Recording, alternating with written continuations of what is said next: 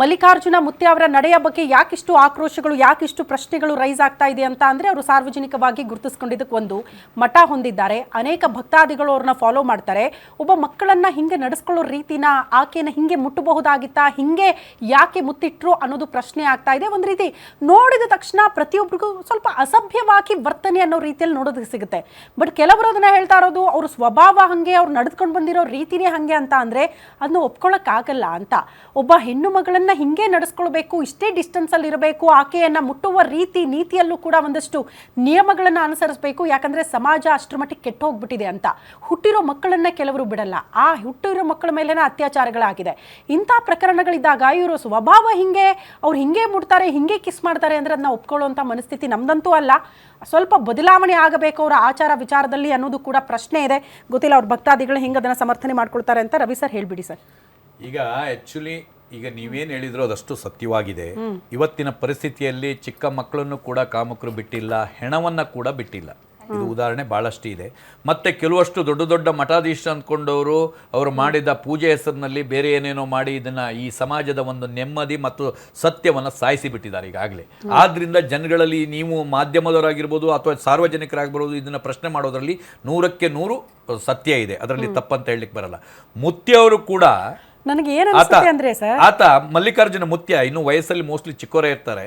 ಆ ವ್ಯಕ್ತಿ ಇದನ್ನೆಲ್ಲ ಮಾಡುವಾಗ ಇದನ್ನೆಲ್ಲದನ್ನು ಗಣನೆಗೆ ತಗೋಬೇಕಾಗಿತ್ತು. ಯಾಕಂದ್ರೆ ಜ್ಞಾನ ಬರೀ ಇದು ಒಂದರಲ್ಲಿ ಇದ್ರೆ ಸಾಕಾಗಲ್ಲ, ಎಲ್ಲದರಲ್ಲೂ ಇರಬೇಕಾಗಿತ್ತು. ಅದು ಪ್ರೀತಿಯ ಸಂಕೇತವಾಗಿ ನಿಜವಾಗಿಯೂ ಆಗಿದ್ದೆ ಹೌದಾದ್ರೆ, ನಿಜವಾಗಿಯೂ ತಂದೆಯ ಒಂದು ಪ್ರೀತಿ, ನಿಜವಾಗಿಯೂ ಅಣ್ಣನ ಪ್ರೀತಿ, ನಿಜವಾದ ಗುರುವಿನ ಪ್ರೀತಿ ಆಗಿದ್ದೆ ಹೋದರೆ ಅವರಿಗೆ ಶಿಕ್ಷೆ ಆಗಬಾರ್ದು. ಇದು ನಾನು ಹೇಳುವಂಥದ್ದು. ಯಾಕಂದ್ರೆ ನಿಜವಾದ ಪ್ರೀತಿಗೆ ಯಾವತ್ತೂ ಕೆಟ್ಟ ಕಳಂಕ ಹತ್ತಬಾರದು.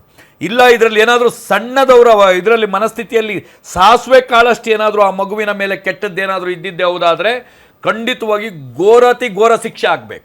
ಇದು ನನ್ನ ಇದು. ಯಾಕಂದರೆ ನಿಜವಾದ ಪ್ರೀತಿಗೆ ಧಕ್ಕೆ ಬರಬಾರ್ದು, ಮೋಸಕ್ಕೆ ಶಿಕ್ಷೆ ಆಗದೆ ಇರಬಾರ್ದು. ಇದು ನಮ್ಮ ಹಕ್ಕೊತ್ತಾಯ ಇರ್ತದೆ. ಯಾಕೆಂದರೆ ನಾನು ಇದನ್ನು ಯಾಕೆ ಇಷ್ಟೊಂದು ಡಿಬೇಟ್ ಮಾಡಿದೆ ಅಂತ ಹೇಳಿದರೆ, ನನಗೆ ಆ ಮಕ್ಕಳ ಮೇಲೆ ಬಹಳ ಪ್ರೀತಿ. ಅದು ಚಿಕ್ಕ ಮಕ್ಕಳಿದ್ದಾರೆ ಅಂದರೆ ಪ್ರೀತಿ, ಆ ನಂತರನೇ ಅದು ಆಗಿರ್ಬೋದೋ ಏನೋ ಅನ್ನೋ ಒಂದು ಮನಸ್ಥಿತಿ ನಂದು. ಯಾಕಂದರೆ ಸತ್ಯಾಸತ್ಯತೆಯನ್ನು ಪೊಲೀಸ್ ಇಲಾಖೆನೇ ಬಹಳ ಉತ್ತಮ ರೀತಿಯಲ್ಲಿ ತನಿಖೆ ಮಾಡಬೇಕು. ಯಾಕೆಂದರೆ ಇದು ಬಹಳ ಸೂಕ್ಷ್ಮ ವಿಷಯ ಇದೆ, ಬಹಳ ಉತ್ತಮ ರೀತಿಯಲ್ಲಿ ಪರೀಕ್ಷೆ ಮಾಡಬೇಕು. ಇದು ಒಂದು ಪ್ರೀತಿನೇ ನಿಜವಾದ ಪ್ರೀತಿ ಆಗಿದ್ದೆ ಹೌದಾದರೆ ಅದಕ್ಕೆ ಯಾವ ಕಾರಣಕ್ಕೂ ಧಕ್ಕೆ ಆಗದಿದ್ದಂಗೆ ಇಲಾಖೆ ನೋಡ್ಕೋಬೇಕು. ನಿಜವಾಗಿಯೂ ಮೋಸ ಆಗಿದ್ದೆ ಹೌದಾದರೆ ಇನ್ನು ಮುಂದೆ ಅವರು ಯಾವುದೇ ಕಾರಣಕ್ಕೂ ಪೀಠ ಆಗಲಿ ಇನ್ನೊಂದರಲ್ಲಿ ಆಗಲಿ ಕೂರ್ದಿದ್ದಂಥ ಶಿಕ್ಷೆಯನ್ನು ಸರ್ಕಾರ ಕೊಡಬೇಕು ಅಂತ ಬಿಟ್ಟು ಈ ಟೈಮ್ನಲ್ಲಿ ನಾವು ಒತ್ತಾಯ ಮಾಡ್ತೀವಿ. ಲಕ್ಷ್ಮಿ ಮ್ಯಾಮ್, ಕೊನೆಯದಾಗಿ ಏನು ಹೇಳ್ತೀರಿ? ಈ ಇಷ್ಟೆಲ್ಲ ಕೇಳಿಸ್ಕೊಂಡ್ರಲ್ಲ, ಏನು ಅನಿಸ್ತಿದೆ ನಿಮಗೆ? ಇಲ್ಲ ಮೇಡಮ್, ಅವ್ರು ಮಾಡಿದ್ದು ಅವ್ರು ಮನಸ್ಥಿತಿ ಇಟ್ಕೊಂಡೇನಾದ್ರು ಅವರು ಕೆಟ್ಟು ಇದೇ ಮಾಡಿದ್ರೆ ಅವ್ರಿಗೆ ಶಿಕ್ಷೆ ಆಗ್ಲೇಬೇಕು ಮೇಡಮ್. ಅವ್ರೇನೋ ಒಳ್ಳೆ ರೀತಿಯಿಂದ ಬಿಡು ನಮ್ಮ ಪಾಪು ತರ ನೋಡ್ಕೊಂಡಿದ್ರೆ ಅದನ್ನ ಶಿಕ್ಷೆ ಕೊಡ್ಸಕ್ ನಾವ್ ಯಾರು ಅಲ್ಲ. ಅವ್ರು ನೋಡಿದ ಈಗ ಕಾಮನ್ ಜನಕ್ಕೆ ಕಾಣಿಸುತ್ತೆ ಅವ್ರು ಯಾವ ರೀತಿ ನಡ್ಕೊಂಡಿದ್ದಾರೆ. ಈಗ ಅಪ್ಪ ಅಮ್ಮ ಹೇಳಿಲ್ಲ, ಅವ್ರ ಭಕ್ತಾದಿಗಳು ಬಂದಿಲ್ಲ ಅಂತ ಹೇಳೋದು ಅದು ಉತ್ತಮ ಅಲ್ಲ. ಈಗ ನಾವು ಕಾಮನ್ ಮ್ಯಾನ್ ನಾವು ನೋಡಿದ್ರೆ ನಮ್ಗೆ ಹಂಗ ಅನಿಸಿದಾಗ ಚರ್ಚೆ ಮಾಡೋ ಅಧಿಕಾರ ಎಲ್ಲರಿಗೂ ಇದೆ. ಅವ್ರು ಮಾಡಿ ತಪ್ಪು ಅಂತ ಹೇಳೋ ಅಧಿಕಾರ ಎಲ್ಲರಿಗೂ ಇದೆ. ಅವ್ರು ತಪ್ಪು ಮಾಡಿದ್ದೆ ಆದ್ರೆ ಅವ್ರು ಶಿಕ್ಷೆ ಆಗ್ಲೇಬೇಕು. ಇವ್ರಿಗೆ ಶಿಕ್ಷೆ ಆದ್ರೆ ಇನ್ ಮುಂದೆ ಯಾರು ಈ ತರ ಮಾಡಬಾರ್ದು. ಇವ್ರು ಕೊಡೋ ಬುದ್ಧಿ, ಇವ್ರು ಕಲಿಸೋ ಬುದ್ಧಿನೇ ಎಲ್ಲರಿಗೂ. ಈಗ ಅಜ್ಜಜ್ಗೂ ಗುರುಜಿ, ಅಜ್ಜಜ್ಗೂ ಸ್ವಾಮೀಜಿಗಳು, ಅಜ್ಜಜ್ಗೂ ನಾವು ಅಲ್ಲಿ ಮುಡ್ತೀವಿ ಇಲ್ಲಿ ಮುಡ್ತೀವಿ ಈ ಪೂಜೆ ಮಾಡ್ತೀವಿ ಅಂತ ಹೇಳಿ ಮೋಸ ಮಾಡೋರೇ ತುಂಬಾ ಜನ ಇದ್ದಾರೆ.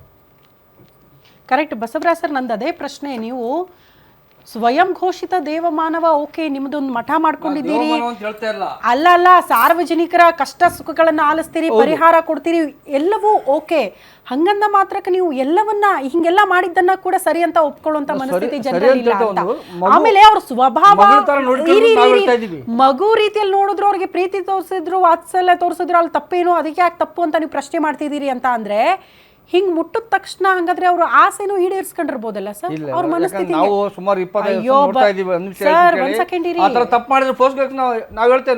ಹೋರಾಟ ಮಾಡ್ತೀವಿ, ಅರೆಸ್ಟ್ ಮಾಡ್ರಿ ಅವ್ರನ್ನ. ಮಲ್ಲಿಕಾರ್ಜುನ ಮುತ್ತೆ ಅವ್ರ ಮನಸ್ಸು ಇವ್ರಿಗೆ ಏನಂತ ಗೊತ್ತು, ಬಸವರಾಜ್ ಅವ್ರಿಗೆ ಗೊತ್ತು. ಬೆಂಗಳೂರು ಬಂದ್ರೆ ಎಲ್ಲ ಕಡೆ ಓಡಾಡ್ತಾರೆ, ನಮ್ಗೆ ಗೊತ್ತಿಲ್ವಾ? ಓಡಾಡಿದ್ರು ಮಾಡಿದ್ರು ಕೆಲಸ ಮಾಡ್ತಿದ್ದಾರೆ, ಅದೆಲ್ಲ ಸರ್ ಪ್ರಶ್ನೆ ಇರೋದು.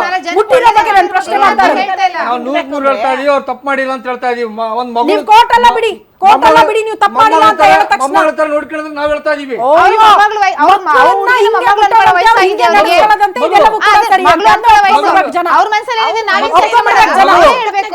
ಮುದ್ದು ಮಾಡೋ ಮಗುನ ಈ ತರ ಮುದ್ದು ಮಾಡು ಅಂತ ಹೇಳ್ತಾರ ಸರ್. ಕೋಣೆಯಲ್ಲಿ ಕರ್ಕೊಂಡೋಗಿ ಮುದ್ದು ಮಾಡಿದ್ರೆ ಮುತ್ತಿಯವ್ರದ್ದೇನಾದ್ರೂ ಅಲ್ಲಿ ತಪ್ಪಿದೆ ಅಂತ ಏನಾದ್ರು ಸಾಬೀತಾಗಿದ್ದೆ ಹೋದರೆ ಅವರ ತಂದೆ ತಾಯಿದು ಕೂಡ ತಪ್ಪಿದೆ ಅಂತ ಹೇಳ್ಬೇಕಾಗುತ್ತೆ. ಅದಕ್ಕೆ ಸಹಕಾರ ಮಾಡಿದ್ದು ತಪ್ಪಿಲ್ಲ ಅಂತ ಹೇಳಿದ್ದೆ ಹೌದಾದ್ರೆ ಅಲ್ಲಿ ಏನು ಯಾರು ಫೇಸ್ಬುಕ್ ಗಳಲ್ಲಿ ಅದನ್ನ ದೊಡ್ಡ ಇದು ಮಾಡಿದಾರೋ ಆ ಮಗುವಿನ ಒಂದು ಇದಕ್ಕೆ ಇದಾಗಿದಾರೋ ಅವರೆಲ್ಲರ ಮೇಲೂ ಕೂಡ ಈ ಪೋಕ್ಸೋ ಅಂದ್ರೆ ಅವ್ರ ತಲೆಯಲ್ಲಿ ಇದು ಬಂದಿದೆಯಲ್ಲ ಥಿಂಕ್ ಬಂದಿದೆಯಲ್ಲ ಅದ್ರ ವಿರುದ್ಧ ಅವ್ರ ಮೇಲೂ ಕೂಡ ಕೇಸ್ ಆಗ್ಬೇಕು. ಹಂಗಾಗಲ್ಲ ಅದು. ಯಾಕಂದ್ರೆ ಈಗ ಪರಾಮರ್ಶೆ ಮಾಡಿನೇ ಒಂದು ಪ್ರಕರಣ ದಾಖಲಾಗುತ್ತೆ. ಈಗ ಎಲ್ಲಾ ವಿಚಾರಗಳನ್ನ ಗಮನಿಸಿದ ಮೇಲೆ ಅಲ್ವಾ ಇಷ್ಟೆಲ್ಲ ಬೆಳವಣಿಗೆ ಆಗ್ತಾ ಇರೋದು. ಈಗ ತಂದೆ ತಾಯಿ ಮೇಲೆ ಒತ್ತಡ ಇರಬಹುದು ಅಥವಾ ಮಗಳ ಭವಿಷ್ಯದ ಚಿಂತೆ ಕೂಡ ಕಾಡ್ತಾ ಇರಬಹುದು, ಗೊತ್ತಿಲ್ಲ. ಕೋರ್ಟ್ ನೋಡ್ಕೊಳ್ಳುತ್ತೆ ಬಿಡಿ, ಕೋರ್ಟ್ ನೋಡ್ಕೊಳ್ಳುತ್ತೆ. ಕೋರ್ಟ್ ಅಲ್ಲಿ ತೀರ್ಮಾನ ಆಗ್ತದೆ. ಒತ್ತಡ ಮಾಡಕ್ಕೆ ಅವ್ರಿಗೆ ಯಾರಿಗೆ ಗೊತ್ತು? ಮೇಡಮ್ ಅವರೇ, ಕೋರ್ಟ್ ಅಲ್ಲಿ ಏನಾದ್ರು ತೀರ್ಮಾನ ಆಗಿ ಆ ವ್ಯಕ್ತಿ ಏನಾದ್ರು ಆರೋಪಿ ಅಂತ ಆಗಿದ್ದೆ ಹೋದ್ರೆ ಆ ವ್ಯಕ್ತಿಯನ್ನ ಬಹಿಷ್ಕಾರ ಮಾಡಿಸ್ತೇವೆ ಸರ್ ನಾವು. ಓಕೆ, ಲಕ್ಷ್ಮಿ ಮೇಡಮ್ ಹೇಳಿ. ಏನ್ ಹೇಳೋದು ಮೇಡಮ್, ಎಲ್ಲ ನೀವೇ ಮಾತಾಡ್ತಾ ಇದ್ದೀರಾ ಅವ್ರ ಬಗ್ಗೆ. ಯಾಕಂದ್ರೆ ಗೊತ್ತಿಲ್ಲ, ನೀವು ನೋಡಿಲ್ಲ, ಮಠ ನೋಡಿಲ್ಲ, ಅವ್ರ ಮುಖ ನೋಡಿಲ್ಲ, ಗುರ್ತು ಪರಿಚಯ ಇಲ್ಲ, ಸೋಷಿಯಲ್ ಮೀಡಿಯಾದಲ್ಲಿ ವೈರಲ್ ಆಗೋದನ್ನ ಅದನ್ನ ನೋಡಿದೀರಾ, ಅದ್ರ ಪ್ರಕಾರ ನೀವು ಮಾತಾಡ್ತಾ ಇದ್ದೀರಾ. ಅಷ್ಟು ಬಿಟ್ಟರೆ ಬೇರೆ ಅಲ್ಲಿ ಒಳಗಡೆ ಹಿನ್ನೆಲೆ ಏನಿದೆ? ಯಾಕಂದ್ರೆ ಕಣ್ಣಾರ ನೋಡ್ಬೇಕು, ಪ್ರಾಮಾಣಿಸಿ ನೋಡ್ಬೇಕು. ಒಂದೊಂದ್ಸರಿ ಪ್ರಾಮಾಣಿಸಿ ನೋಡಿ ಕಣ್ಣಾರ ನೋಡಿದ್ರೆ ಅದು ಸುಳ್ಳಾಗ್ಬಿಡ್ತದೆ. ಆದ್ರೂ ಕ್ಲೀನ್ ಆಗಿ ತಿಳ್ಕೋಬೇಕು, ನಾವು ತಿಳ್ಕೊಂಡ್ಬಿಟ್ಟು ಆಮೇಲೆ ನಾವು ಅವರು ಏನ್ ಮಾಡ್ತಾ ಇದಾರೆ ಅಂದ್ರೆ ಸಾರ್ವಜನಿಕರ ಒಂದು ಮಾಹಿತಿಯನ್ನ, ಸಾರ್ವಜನಿಕರ ಮೆಂಟಾಲಿಟಿಯಲ್ಲಿ ಏನು ಪ್ರಶ್ನೆ ಬರ್ತಾ ಇದೆ ಅದನ್ನ ಕೇಳ್ತಾ ಇದಾರೆ. ನೋಡಿದೀನಿ, ನನಗೆ 3 ವರ್ಷದಿಂದ ಅವ್ರ ಪರಿಚಯ. ಸಾಯೋ ಅಂತ ಮಗು ನಿಂಗೆ ಎತ್ಕೊಂಡು ಹೋದ್ರು, ಆ ಮಗು ಉಚ್ಚೆ ಕಕ್ಕ ಎಲ್ಲ ಮಾಡ್ಕೊಂಡಿದ್ರು, ಅದನ್ನ ಕ್ಲೀನ್ ಮಾಡಿ ಆ ಮಗುನ ವಾಸಿ ಮಾಡಿ ಕಳಿಸಿದ್ದಾರೆ. ನಾನು ಒಂದೊಂದು ವಾರ ಅಲ್ಲಿದ್ದೀನಿ. ನನ್ನ ಒಂದು ಪರ್ಸನಲ್ ಇದ್ರಲ್ಲಿ ನಾನು ಹೋಗಿದ್ದಾಗ ನಾನು 1 ವಾರ ಅಲ್ಲಿದ್ದು ಕನ್ನಡ ನೋಡಿರೋ ಮಾಡಿರೋಂಥವ್ರು ನಡ್ಕೊಂಡ್ರು. ಎಷ್ಟೋ ಬುದ್ಧಿಜೀವಿ ಮಕ್ಕಳನ್ನ ರೆಡಿ ಮಾಡಿ ಕಳಿಸಿದ್ದಾರೆ. ಯಾಕೆ ಈ ತರ ನಡ್ಕೊಂಡ್ರೆ ಅನ್ನೋದು ನಮಗೂ ಒಂದು ಪ್ರಶ್ನೆ ಇದೆ ಮೇಡಮ್. ನಮಗೂ ಪ್ರಶ್ನೆ ಇಲ್ದಿದ್ದೇನೂ ಇಲ್ಲ. ಬರ್ತಾರೆ, ಬಂದಾಗ ನಾವು ಕೇಳ್ದಿರಂಗ್ ಬಿಡಲ್ಲ. ಸ್ವಾಮೀಜಿಗೆ ಒಂದೇ, ಸಾರ್ವಜನಿಕರು ಒಂದೇ, ರಾಜಕಾರಣಿಗೆ ಒಂದೇ. ಎಷ್ಟೋ ಜನ ಜೈಲ್ಗೆ ಹೋಗಿಲ್ಲ ರಾಜಕಾರಣಿದವರು. ತಪ್ಪು ಮಾಡಿದ್ರೆ ಹೋಗ್ಲೇಬೇಕು. ಯಡಿಯೂರಪ್ಪ ಹೋಗ್ಲಿಲ್ವಾ? ಅದು ಒಂದು ಕಾನೂನು ಏನಿದೆ ಮೇಡಮ್, ಕಾನೂನು ಯಾಕೆಂದ್ರೆ ಇದೊಂದು ಪಾಠ ಕಲಿಸ್ದಂಗೆ ಮತ್ತೊಬ್ರು ತಪ್ಪು ನಾವು ಮಠ ನೋಡಿಲ್ವಂತೆ, ಅವ್ರನ್ನ ನೋಡಿಲ್ಲ, ಹತ್ತಿರದಿಂದ ನೋಡಿಲ್ಲ, ಒಳ ಹೋಗುಗಳನ್ನ ನೀವು ಅರ್ಥ ಮಾಡ್ಕೊಳ್ಳಿಲ್ಲ. ಇಲ್ಲಿ ಕೂತ್ಕೊಂಡು ಒಂದು ವಿಡಿಯೋ ಮೇಲೆ ಡಿಸೈಡ್ ಮಾಡಬೇಡಿ ಅಂತ ಹೇಳ್ತಿದ್ದಾರೆ ಲಕ್ಷ್ಮಿ ಮೇಡಮ್. ಡಿಸೈಡ್ ಮಾಡ್ಬೋದು ಮೇಡಮ್. ಒಂದು ವಿಡಿಯೋ ಅವ್ರು ಸೋಷಿಯಲ್ ಮೀಡಿಯಾ ಓಪನ್ ಮಾಡಿದ್ರೆ ಎಲ್ಲಾ ಮಕ್ಕಳನ್ನ ಹಿಂಗೆ ಮುದ್ದು ಮಾಡ್ಕೊಂಡಿದ್ದಾರೆ. ಅವ್ರ ಸ್ವಭಾವನೆ ಹಿಂಗೆ ಅಂತ ಅಂದ್ರೆ ಮಕ್ಕಳನ್ನ ಮುದ್ದು ಮಾಡ್ತಾರಿಲ್ಲ ಅಂತ ನಾನು ಹೇಳಿಲ್ಲ. ಮುಟ್ಟಿರೋ ರೀತಿ ಬಗ್ಗೆ ನಮಗೆ ಪ್ರಶ್ನೆ ಇದೆ. ಮುಟ್ಟಿರೋ ರೀತಿ ಬಗ್ಗೆ ನಮಗೆ ಪ್ರಶ್ನೆ ಇದೆ. ಅಯ್ಯೋ, ಸ್ವಾಮೀಜಿಗಳ ಅಂದ ತಕ್ಷಣ ಅವ್ರು ಮಾಡಿದ್ದೆಲ್ಲ ಸರಿ ಅಂತ ಹೇಳಕ್ಕಾಗಲ್ಲ. ಸ್ವಾಮೀಜಿಗಳು ಖಾಲಿ ಹಾಕೊಂಡು ಏನೇನ್ ಮಾಡಿದಾರೆ ಅನ್ನೋದು ಇಡೀ ಜಗನ್ನ ನೋಡಿದೆ. ಸಮಾಧಾನ ಮಾಡ್ಕೊಳ್ಳಿ. ಕೋರ್ಟ್ ಅಲ್ಲಿ ಆ ತೀರ್ಪು ಬರೋ ತನಕ ಸ್ವಲ್ಪ ಸಮಾಧಾನವಾಗಿ ಇವಾಗ ಅನ್ನ ಸಾರ್ ಹೇಳ್ದಂಗೆ ಅವ್ರ ತಂದೆ ತಾಯಿಗೆ ಆಗಿರ್ಬೋದು, ಈ ಸೋಷಿಯಲ್ ಮೀಡಿಯಾದಲ್ಲಿ ಯಾರ್ಯಾರು ವೈರಲ್ ಮಾಡಿದಾರೋ ಎಲ್ಲರಿಗೂ ಆ ಶಿಕ್ಷೆ ಆಗ್ಲೇಬೇಕು ಅನ್ನೋದು ತನಿಖೆ ಆಗಿ.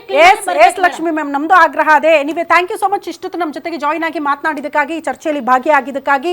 ಜನ ಮರಳೋ ಜಾತ್ರೆ ಮರಳೋ ಅನ್ನೋ ರೀತಿಯಲ್ಲಿ ಪರ ವಿರೋಧದ ಚರ್ಚೆಗಳಾಗ್ತಾ ಇದೆ. ಕೆಲವರು ಪರವಾಗಿ ಮಾತಾಡ್ತಾ ಇದ್ರೆ ನಾವು ಪರವಾಗಿ ಮಾತಾಡ್ತೀವಿ ಅಂತ ಒಂದು ಗುಂಪು, ಇಲ್ಲ ಮುಟ್ಟಿರೋ ರೀತಿ ತಪ್ಪಿದೆ, ಒಂದು ಮಠ ಕಟ್ಟಿದ್ದಾರೆ, ಸ್ವಾಮೀಜಿಗಳಾದ್ರೂ ದೀಕ್ಷೆ ಪಡ್ಕೊಂಡಿದ್ದಾರೆ ಅಂದ ಮಾತ್ರಕ್ಕೆ, ಆತನ ಸ್ವಭಾವ ಹಂಗೆ ಅಂದ ಮಾತ್ರಕ್ಕೆ ಎಲ್ಲ ಮಕ್ಕಳನ್ನ ಮುಟ್ಟೋದಕ್ಕೆ ಈ ರೀತಿ ರೈಟ್ಸ್ ಕೊಟ್ಟವರು ಯಾರು? ಇದು ಕೂಡ ಪ್ರಶ್ನೆ ಇದೆ. ಹಾಗಾಗಿ ಪೊಲೀಸರು ಈ ವಿಚಾರಕ್ಕೆ ಸಂಬಂಧಪಟ್ಟಂತೆ ನಿಷ್ಪಕ್ಷಪಾತ ತನಿಖೆ ಮಾಡ್ತಿದ್ದಾರೆ. ಕೋರ್ಟ್ ಇದೆ, ಎಲ್ಲವನ್ನ ಕಾದ್ ನೋಡೋಣ ಅಂತ ಹೇಳ್ತಾ ಇದಾಗಿತ್ತು ಈ ಹೊತ್ತಿನ ವಿಶೇಷ. ಇದು ಗ್ಯಾರಂಟಿ ನ್ಯೂಸ್, ಸುದ್ದಿ ಖಚಿತ, ನ್ಯಾಯ ನಿಶ್ಚಿತ. ನಿಮ್ಮೂರಿನಿಂದ ವಿಶ್ವ ಮಟ್ಟದವರೆಗೆ ರಾಜಕೀಯ, ಸಿನಿಮಾ, ಸ್ಪೋರ್ಟ್ಸ್ ಯಾವ ಸುದ್ದಿಯೂ ಮಿಸ್ ಆಗಲ್ಲ. ಬರೀ ಸುದ್ದಿಯಷ್ಟೇ ಅಲ್ಲ, ಜೊತೆಯಲ್ಲೇ ಇರುತ್ತೆ ವಿಶ್ಲೇಷಣೆ. ಗ್ಯಾರಂಟಿ ನ್ಯೂಸ್ ನ ಸಬ್ಸ್ಕ್ರೈಬ್ ಮಾಡಿ, ಫಾಲೋ ಮಾಡಿ, ಕ್ಷಣ ಕ್ಷಣದ ಅಪ್ಡೇಟ್ಸ್ ಪಡೆಯಿರಿ.